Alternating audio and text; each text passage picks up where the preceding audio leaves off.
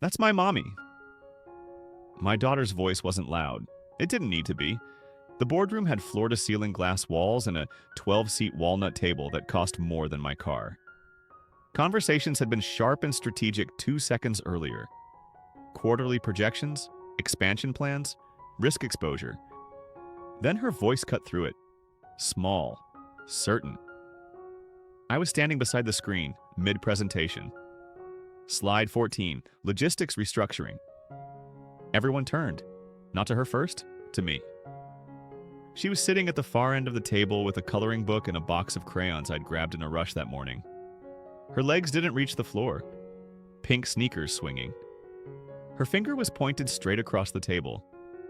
At Celeste Armand, CEO, founder, 42, controlled, immaculate. Celeste didn't move. Her hand froze on her glass of water.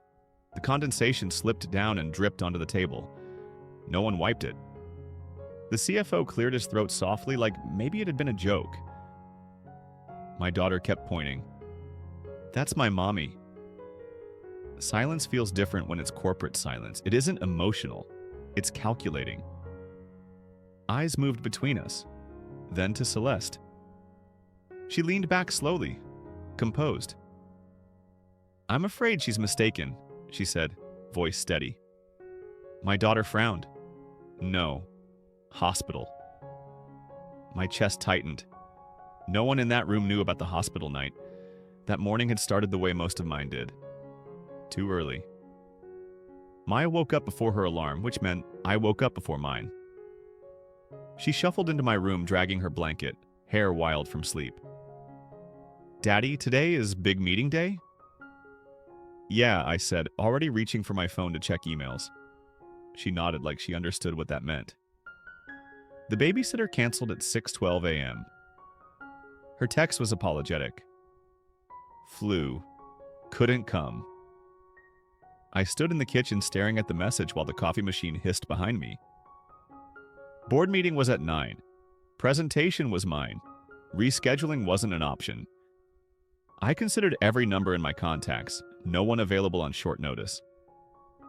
Maya was sitting at the counter eating cereal, milk dripping down her wrist. You'll have to come to work with me, I said. She smiled like I'd just offered Disneyland. I packed her tablet, crayons, snacks. Braided her hair the way YouTube had taught me 5 years ago. Crooked, but it held.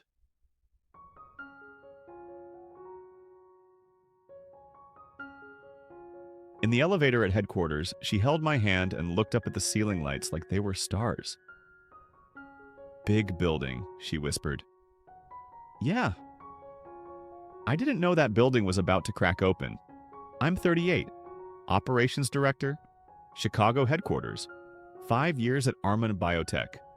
I'm the guy who fixes things quietly. Processes, shipping bottlenecks, staffing gaps, reliable, not flashy. Celeste founded the company 12 years ago. Aggressive growth, ruthless precision. Investors loved her. She rarely noticed people at my level, which was fine. I prefer invisible. At home, I'm just dad. Maya is 5, smart, observant in ways that make me uneasy sometimes. She doesn't remember much from when she was born. Or I thought she didn't. Corporate hierarchy is simple if you squint. Board at the top. CEO under them, but only on paper. Then senior executives. Then managers. Then people like me. Useful. Replaceable. Celeste commanded rooms without raising her voice. People leaned toward her when she spoke. She didn't repeat herself. No one questioned her personal life because she didn't offer one. There were rumors over the years, engagements that never lasted, a pregnancy scare once dismissed as gossip. I never contributed to those conversations. I kept my head down. No one knew that 5 years ago I'd been in a hospital hallway holding a newborn while Celeste stared at a window like it was the only thing keeping her upright. The hospital smelled like disinfectant and overbrewed coffee. It was 2:17 a.m. Celeste had called me earlier that night. I was a project analyst back then. We'd worked late on a merger file. Too late. Lines blurred. It wasn't romantic. Not exactly, it was proximity. Stress. Two people who didn't sleep enough. When she told me she was pregnant, she was clinical about it. When labor started early, she called me instead of her driver. I drove like I wasn't thinking. Complications came fast. Blood loss, emergency C-section. I signed paperwork because someone had to. I remember the nurse placing Maya in my arms while Celeste was still unconscious. She was tiny, angry, alive. Celeste woke up hours later. She didn't cry. She asked about the board vote scheduled the following week. Then she said, "I can't do this." No drama, no shouting, just that. I can't lose everything I built. I thought she meant the company. She meant herself. The adoption papers were prepared quietly. Private attorney, discretion clauses, my name on the birth certificate, sole custody, her name nowhere. She left the hospital before discharge. I stayed. She nodded. Bright light and you crying. I hadn't known she could remember that. I hugged her. Harder than usual. I didn't plan anything dramatic. I opened the metal filing cabinet in my bedroom that night. Bottom drawer, hospital bracelet, copies of signed custody relinquishment, DNA confirmation, sealed, dated. I scanned everything, saved digital copies. Not for revenge, for stability. If this surfaced publicly, I needed protection, for Maya. The next morning, I was called into Celeste's office. Glass walls, city skyline behind her. She stood when I entered. That surprised me. "Close the door," she said. I did. She looked thinner than she had yesterday. "You should have corrected her," she said. She wasn't wrong. A pause. Her jaw tightened. "You agreed to discretion." I agreed to protect her. Silence stretched. "I was hemorrhaging," she said finally. "I was running a company on the brink of collapse. I made a decision." "I know. You think I don't think about it?"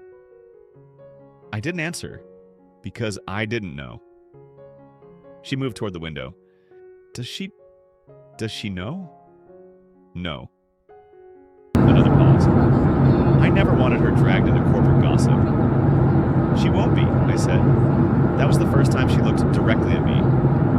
"Why bring her here?" "Babysitter had the flu."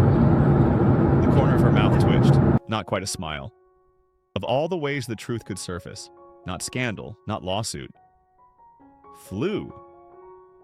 By midday, the board had requested a statement. Celeste handled it. Personal matter, resolved. No details, no names. Investors accepted it because results matter more than narratives. At home that night, Maya showed me her drawing. 3 stick figures, 1 tall with glasses, me, 1 small with pink shoes, her, 1 with long hair. "Who's that?" I asked carefully. She shrugged. "Bored mommy." I sat on the edge of her bed later and watched her fall asleep. Her breathing even. Safe. Whatever Celeste had chosen 5 years ago, I had chosen too. Staying. Learning how to braid hair. Packing lunches. Sitting through kindergarten orientation alone. I didn't resent Celeste. Resentment requires expectation. I hadn't expected her to stay. Corporate life returned to normal on the surface. Meetings resumed, emails flowed. Celeste became more distant with me professionally, not hostile, measured. Once in a strategy session, our hands brushed over the same document. She pulled hers back quickly. Human reflex, that was all. 2 weeks later, an envelope arrived at my apartment. No return address. Inside was a trust document, established in Maya's name. Education fund, medical coverage, anonymous benefactor. I didn't need a signature to know. There was a handwritten note. 3 words. For hospital night. That was it. No apology. No explanation. Just acknowledgement. Life settled into a new rhythm. Boundaries invisible but firm. Maya stopped mentioning the boardroom. Children move on faster than adults. One evening, she asked, Do mommies always stay? I thought about that. No, I said, but daddies do too. She seemed satisfied with that answer. Months later, during another board meeting, Celeste glanced at the small framed photo on my laptop before the presentation began. Maya in her school uniform, missing front tooth. Celeste looked at it for half a second longer than necessary. Then she straightened a stack of papers and said, "Let's begin."